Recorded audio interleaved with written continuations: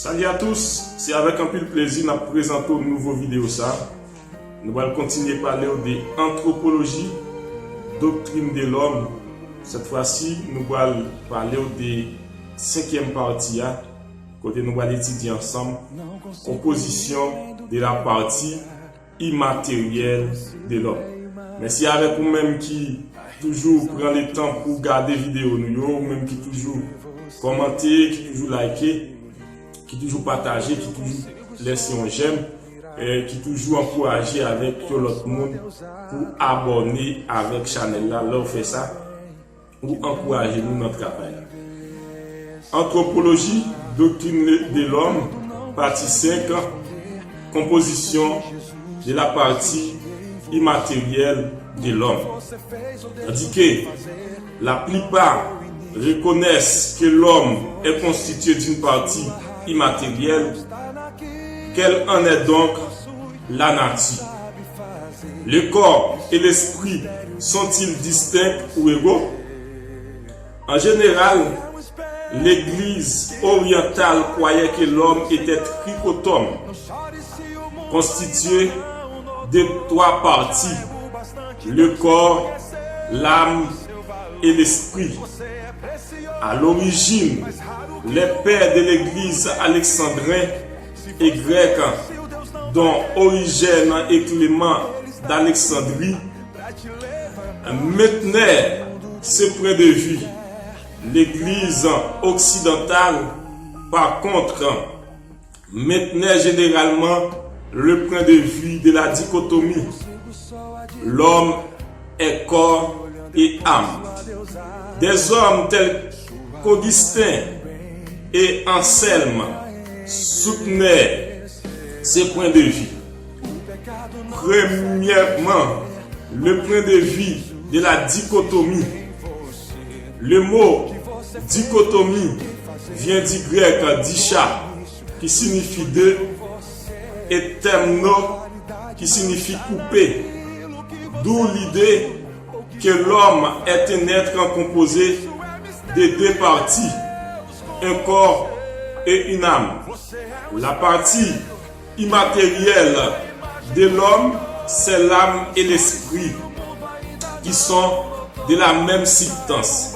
Cependant, les fonctions sont différentes. Le point de vue de la dichotomie se trouve appuyé de la manière suivante. A. Genèse 2, verset 7 affirme seulement 2 parties.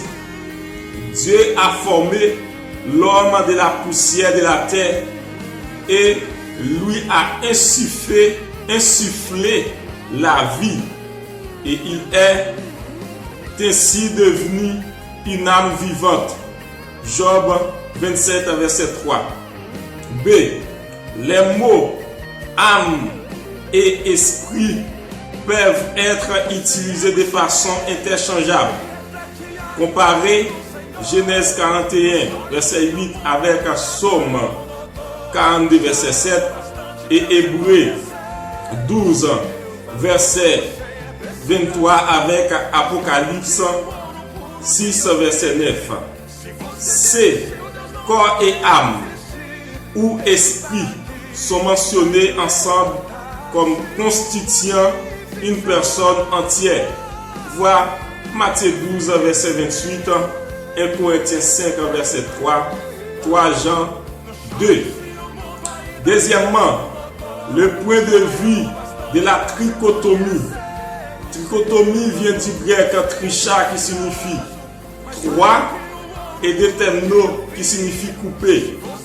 D'où l'idée que l'homme est un être composé de 3 parties, un corps, une âme et un esprit. L'âme et l'esprit sont considérés comme étant différents, autant en fonction qu'en substance. Le corps est considéré comme étant conscient du monde, l'âme comme étant consciente de soi, et l'esprit comme étant conscient de Dieu. L'âme est considérée comme une puissance inférieure, constitué de l'imagination, de la mémoire et de la compréhension de l'homme.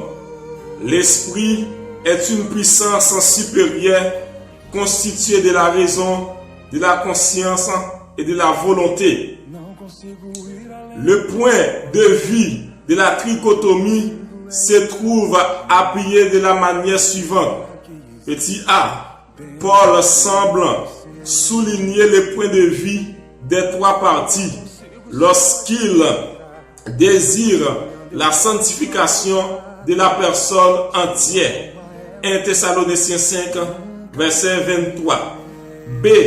Hébreux 4, verset 12 implique une distinction entre l'âme et l'esprit.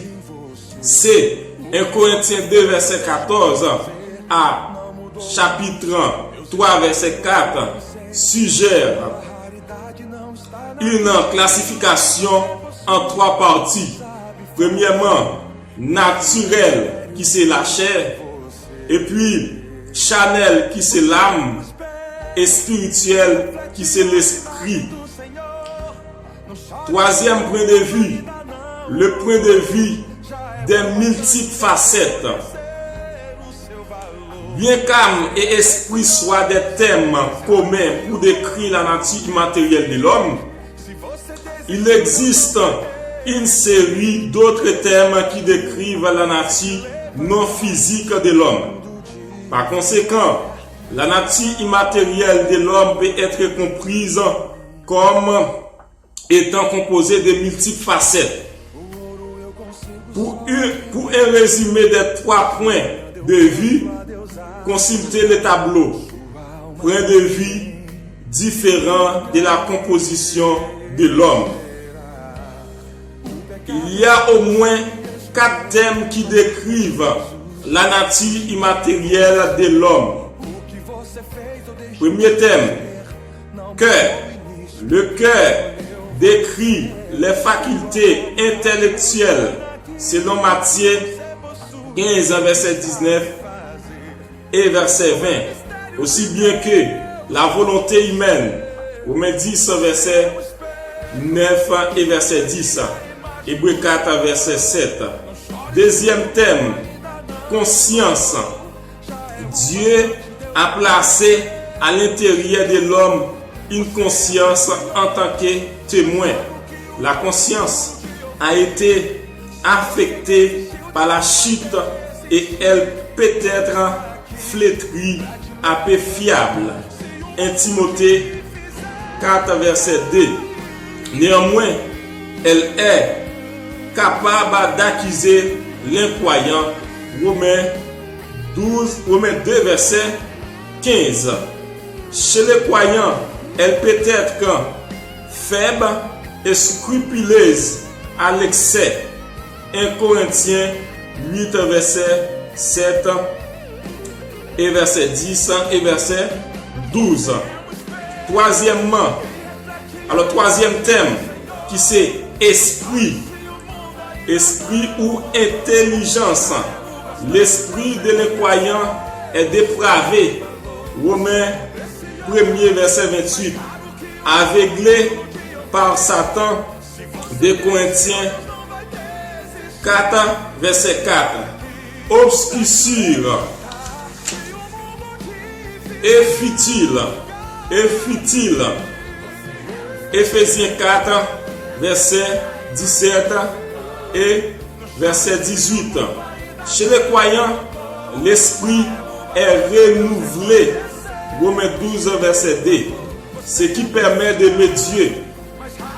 Matthieu 22 verset 37. Quatrième thème, volonté. Les croyants a une volonté qui désire suivre les directives de la chair. Éphésiens 2 verset 2 et verset 3. Alors que le croyant a la capacité de vouloir accomplir la volonté de Dieu.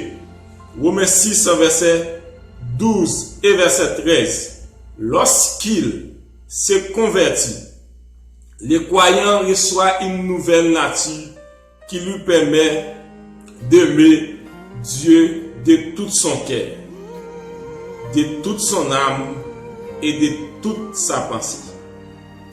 Anthropologie, doctrine de l'homme, partie 5, composition de la partie immatérielle de l'homme.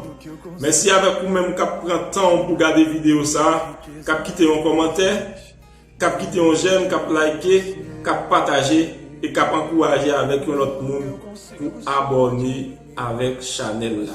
Songez, leur encourager avec un monde pour abonner avec Chanel là, pour encourager le travail à faire. Merci, nous croisons bientôt pour une autre vidéo.